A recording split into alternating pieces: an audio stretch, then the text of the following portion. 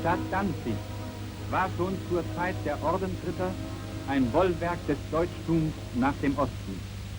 Mit der Blütezeit der Hanse wuchs ihre Bedeutung und ihr Wohlstand. Häuser und Tore sind Zeugen dieser stolzen Vergangenheit. Sie zeigen heute wie immer den urdeutschen Charakter dieser Stadt.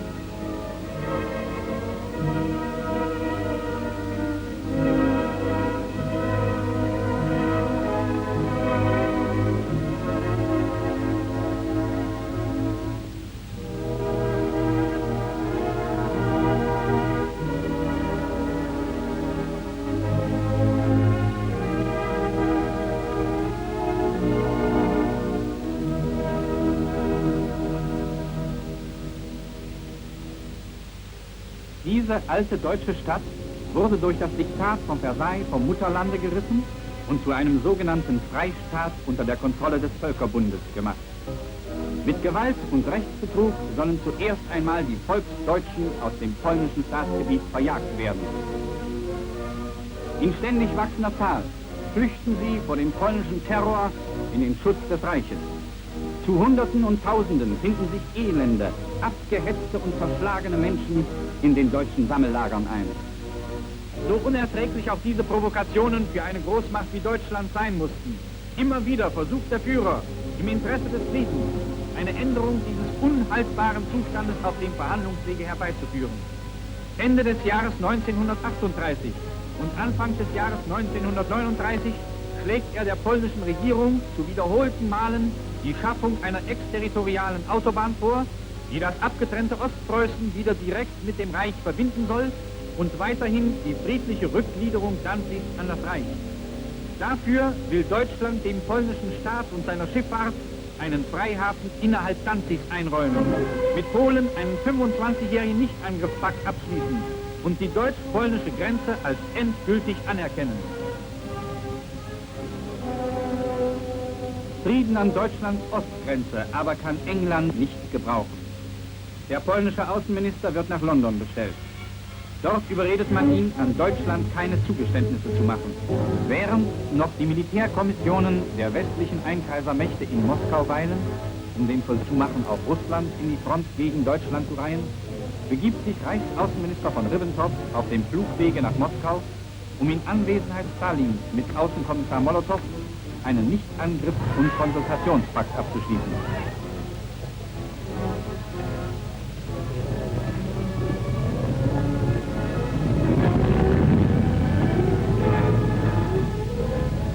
Dieser Paktabschluss trifft die Einkreisungspolitiker auf das Empfindlichste.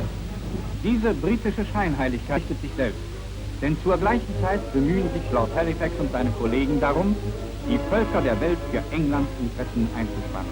Mit eiskalter Berechnung treiben sie zum Krieg, um das Unrecht von Versailles zu verewigen. Auch Frankreich muss mitmachen. Der polnische Staatspräsident Moszczycki und der polnische Generalissimus Fritz Schmigli ordnen auf Befehl Englands für Polen die Generalmobilmachung an. Hemmungslose polnische Eroberungsziele werden proklamiert. Die wahnwitzigen Warschauer Machthaber faseln von einer Vernichtung der deutschen Armeen vor den Toren Berlins und sehen die polnische Grenze bereits an der Oder oder gar an der Elbe. Die polnischen Provokationen werden von Tag zu Tag unerträglicher. Immer toller tobt der polnische Terror gegen die wehrlosen Volksdeutschen, die das Versailler Diktat gegen ihren Willen zu polnischen Staatsbürgern gemacht hatte. Zu Tausenden flüchten sie vor den polnischen Mordbanden auf reichsdeutsches Gebiet. Ihre zurückgebliebenen Höfe werden von den Polen planmäßig in Brand gesteckt und verwüstet. Trotzdem bietet der Führer noch einmal eine friedliche Regelung des Konfliktes an. Als Polen auf dieses Angebot zurückweist, erklärt daraufhin der Führer am 1. September 1939, dass von jetzt an Gewalt gegen Gewalt gesetzt werde. Im Zeichen schwerster polnischer Bedrohung erklärt Danzig am 1. September 1939 seine Heimkehr ins Reich. Noch haben sich bewaffnete polnische Banden im Postgebäude verschanzt. Sie bedrohen von hier aus den Frieden der Stadt. Männer der Danziger Heimwehr räuchern im Schutze eines Panzerwagens diesen gefährlichen Fluchtwinkel aus.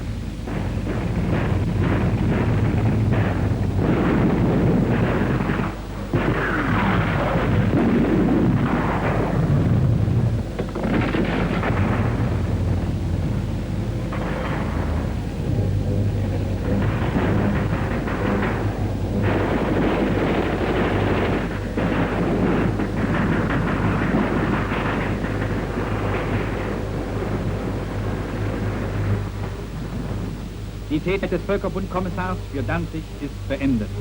Professor Burkhardt verlässt den Amtssitz. Zum ersten Male wehen auf den öffentlichen Gebäuden Danzigs die Hakenkreuzfahnen.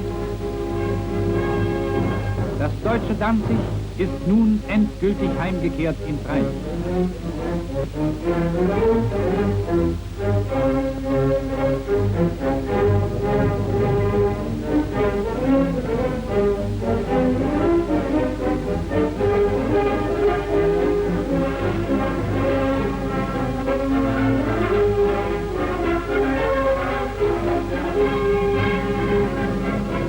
Die ersten deutschen Truppen ziehen in das befreite Danzig ein.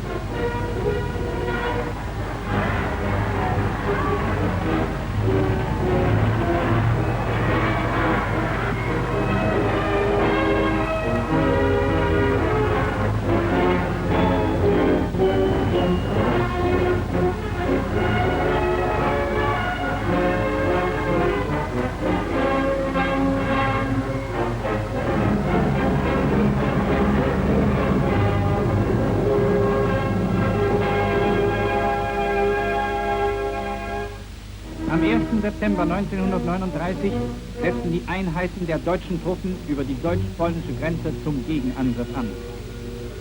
Von ihren Aufmarschräumen setzten sich die einzelnen Verbände aller Waffengattungen, an der Spitze die schnellen Truppen, in Marsch.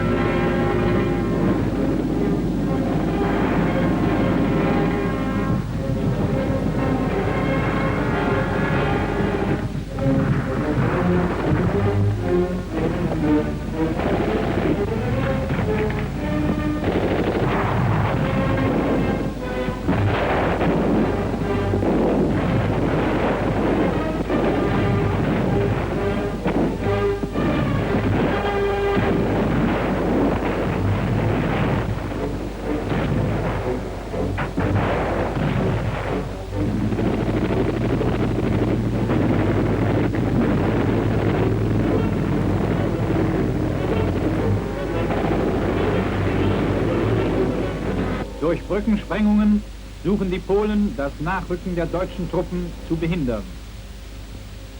Auch die große Weichselbrücke bei Dirschau wurde völlig zerstört.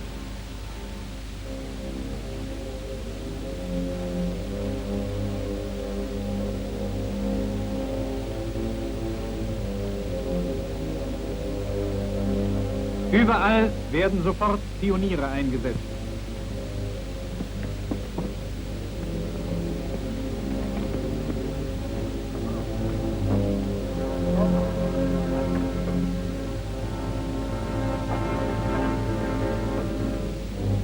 Auch die Männer des Reichsarbeitsdienstes bewähren sich in besonderem Maße bei der Wiederherstellung der zerstörten Straßen und Brücken.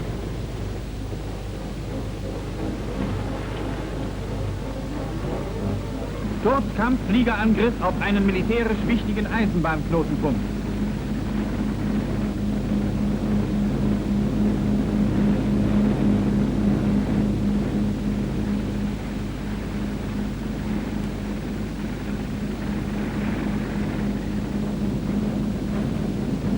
Bei starkem polnischen Abwehrfeuer stürzt der Stuka-Flieger im Steilflug auf die Bahnanlagen zu und zielt dabei mit der ganzen Maschine.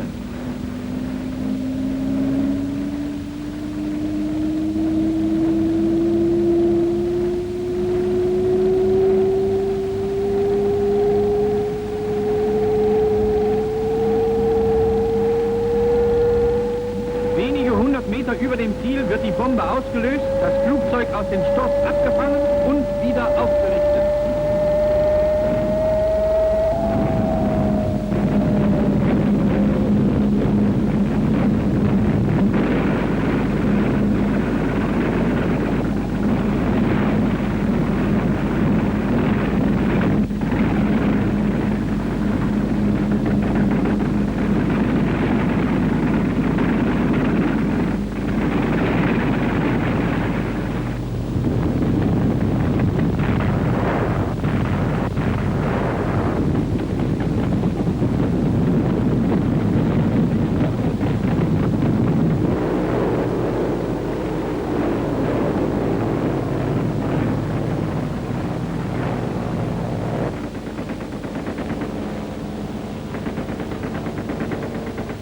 Ausgedehnte und gut getarnte Truppensammelplätze werden mit Maschinengewehrfeuer bestrichen.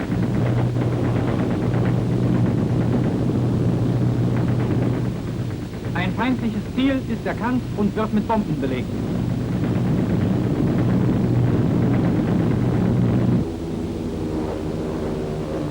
In wenigen Tagen beherrschen die deutschen Kampfflugzeuge den polnischen Luftraum. Alle entscheidenden Rückzugsstraßen und bedeutsamen Brücken sind vor den Augen des zurückweichenden Feindes zerstört worden. Eisenbahnpunkte und Bahnhöfe wurden vernichtet. Die eisernen Schienenstränge der Hauptlinien unzählige Male Bombenabwürfe zerrissen und durch zerschmetterte Wagen und Lokomotiven völlig verstopft. Schwer bestückte polnische Panzerzüge, auf deren Wirkung die polnische Heeresleitung die größten Hoffnungen gesetzt hatte, sind durch deutsche Fliegerbomben völlig zertrümmert und aktionsunfähig gemacht worden.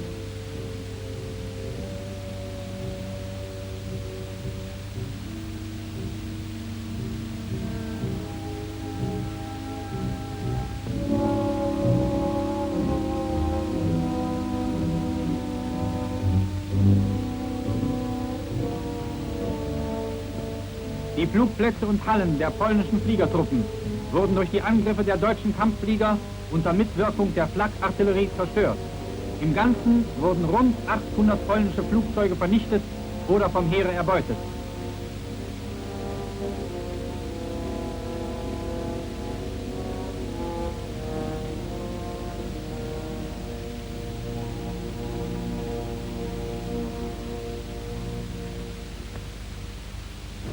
Die deutsche Infanterie erneuert ihren unvergänglichen Ruhm.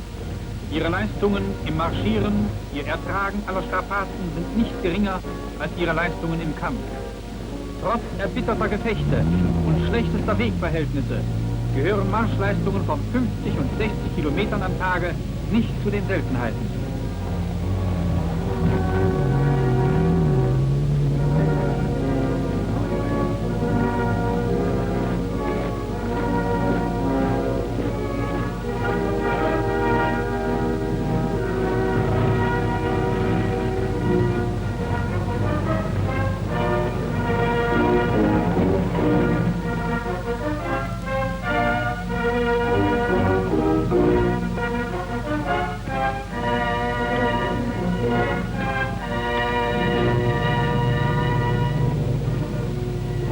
Überall, wo Volksdeutsche wohnen, heißen sie unsere tapferen Soldaten mit dankhaftem Herzen willkommen. Die Schreckenstage des polnischen Terrorregimentes sind für sie endgültig vorüber.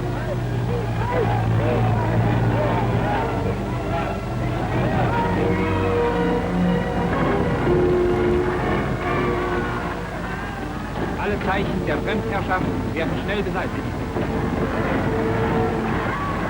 In den meisten Dörfern und Städten haben die Polen beim Rückzug sämtliche Häuser und Höfe in Brand gesetzt.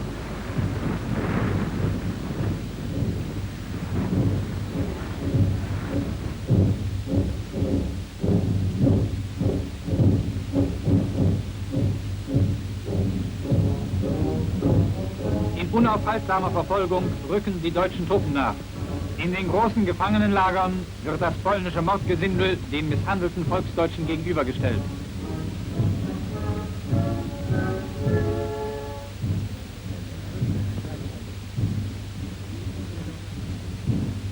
Hier erkennt einer von ihnen den Mörder seines Bruders.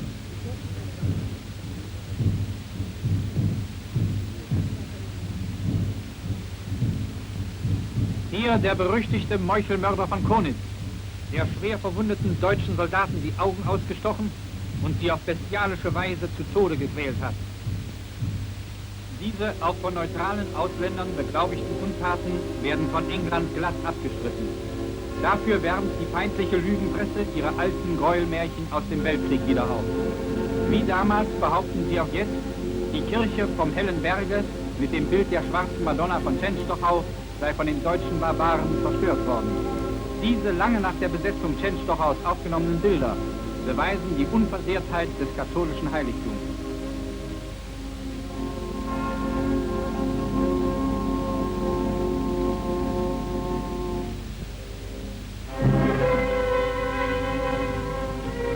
Auch die polnische Korridorarmee, die Danzig erobern sollte, wird durch die pommerschen Heeresgruppen abgeschnitten und in der Tucheler Heide umzingelt und vernichtet.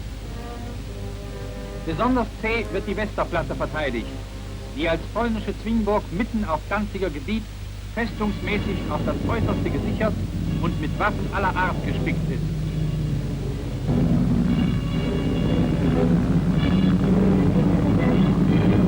Deutsche Kampfflieger belegen diese Widerstandsnester mit Bomben.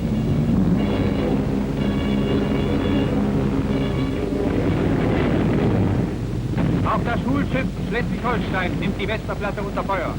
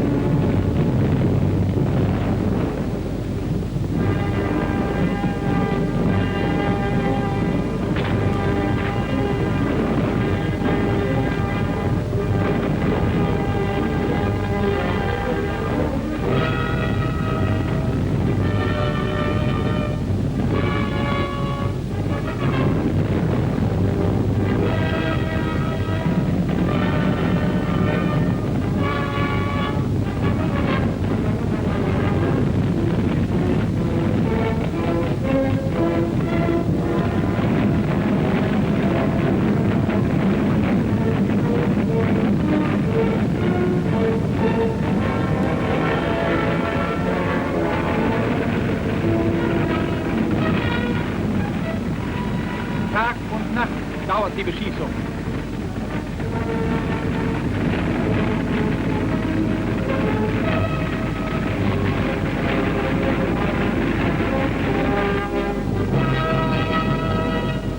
Unter dem Eindruck der Beschießung und des Vormarsches der deutschen Truppen bieten die Verteidiger von Singen die Kapitulation an. Die deutschen Truppen rücken in die eroberte Stadt ein.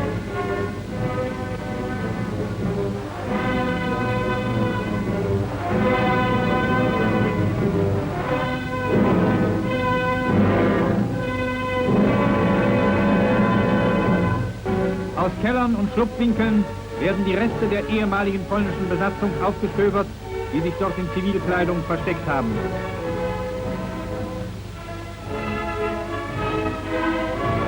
Sofort nach der Einnahme trifft auch der Führer überraschend in der Stadt ein, die nach seinem Willen fortan Gotenhafen heißen soll.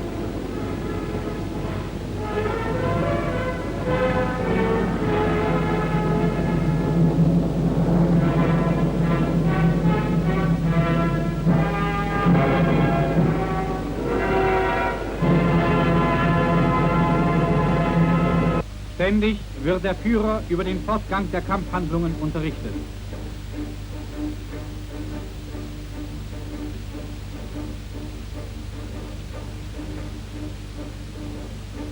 Ständig ergehen vom Führerhauptquartier die entscheidenden Weisungen und Befehle.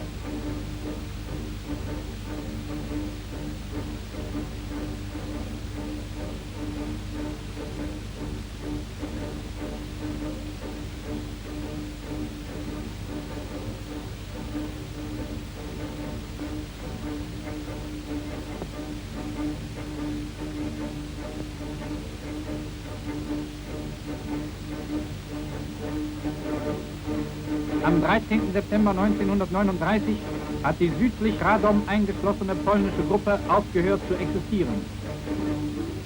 Am Tage danach meldet der Heeresbericht als vorläufiges Ergebnis der Vernichtungsschlacht bei Radom weit über 60.000 Gefangene.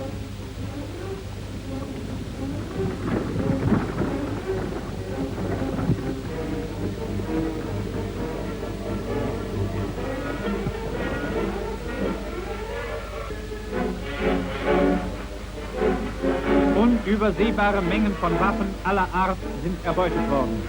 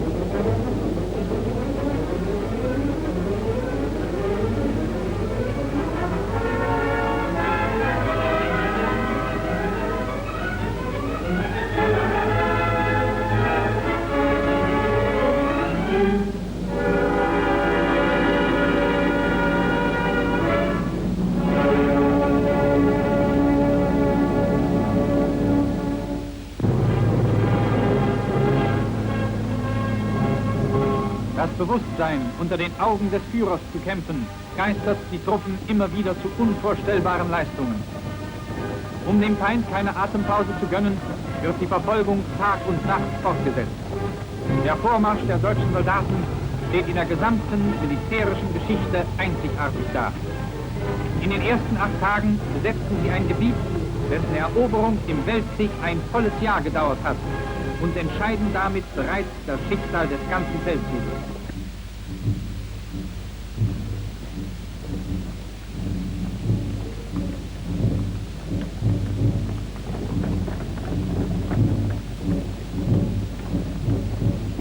Die ungeheuren Strapazen dieser Tage und Wochen haben unsere Truppen so ermüdet, dass sie überall den fehlenden Schlaf nachzuholen versuchen.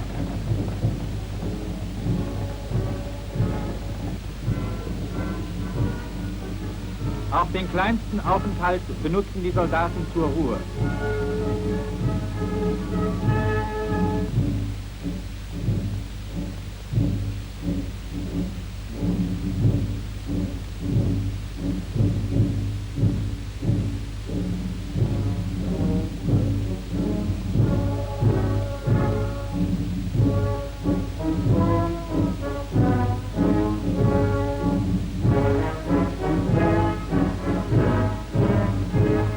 Nach der notwendigen Rast gilt die erste Sorge den Waffen, die stets intakt und einsatzfähig gehalten werden müssen.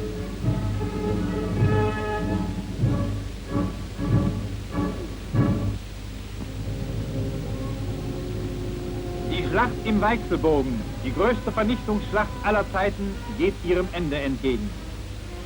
Am 13. Kriegstag ist der Ring um die Reste der polnischen Hauptarmee geschlossen. Die in fortgesetzten Angriffen mehr und mehr zusammengetriebenen polnischen Divisionen versuchen vergebens, durch verzweifelte Gegenstöße an verschiedenen Stellen den Ring, der sie umschließt, zu sprengen.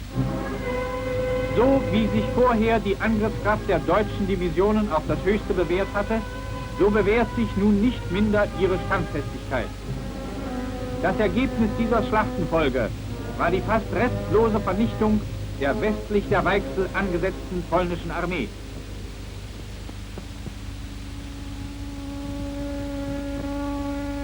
Der Wehrmachtsbericht vom 21. September 1939 meldet: 170.000 Gefangene, 320 erbeutete Geschütze und 40 Tankwagen. An der polnischen Armee ist nun wahrgemacht, was der Führer in Danzig sagte: Mit Mann und Ross und Wagen hat sie der Herr geschlagen.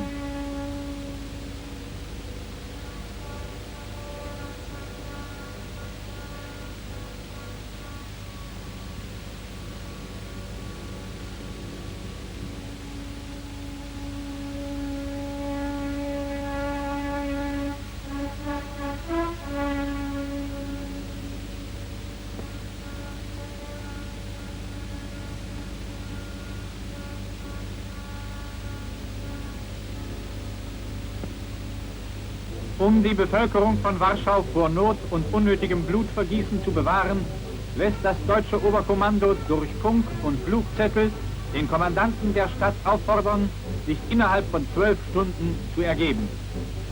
Als diese Aufforderung ergebnislos verläuft, wird dem polnischen Kommandanten erneut vorgeschlagen, wenigstens den Abzug der Zivilbevölkerung zu ermöglichen. Auch diese Aufforderung bleibt ergebnislos. Lediglich 870 Angehörige des diplomatischen Korps und 1200 andere Ausländer können Warschau auf dem von den deutschen Kommandobehörden bestimmten Wegen verlassen. Sie werden von deutschen Offizieren in Empfang genommen und weitergeleitet.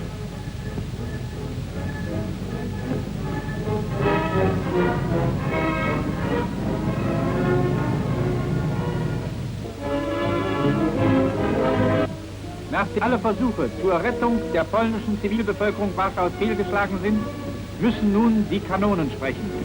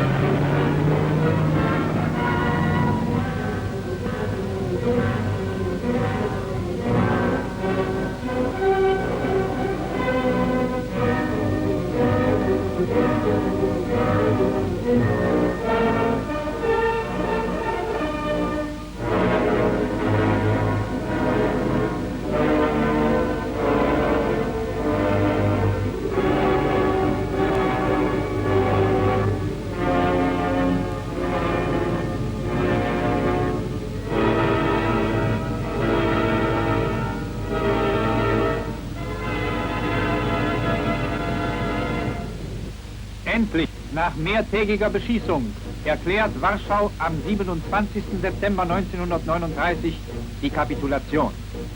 Im Weichbild von Warschau empfängt General Blaskowitz den polnischen Parlamentär.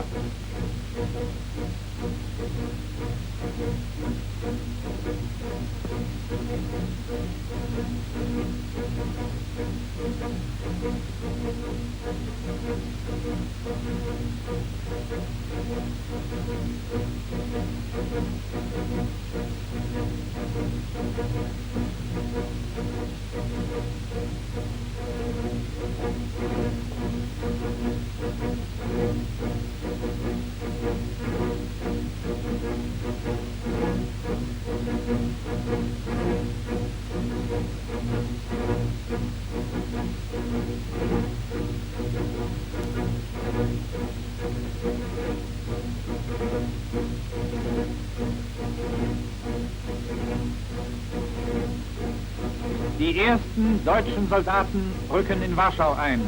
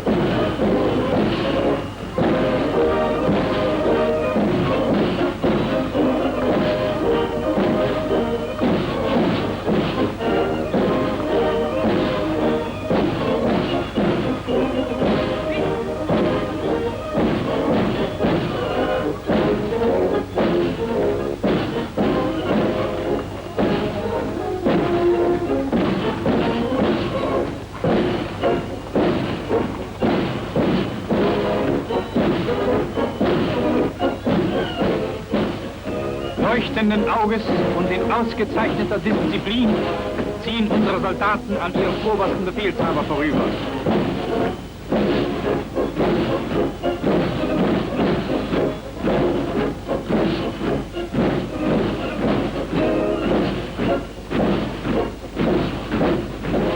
Diesen Männern sieht man nicht an, dass sie unmittelbar aus dem Kampf kommen, schwerste Strapazen hinter sich haben.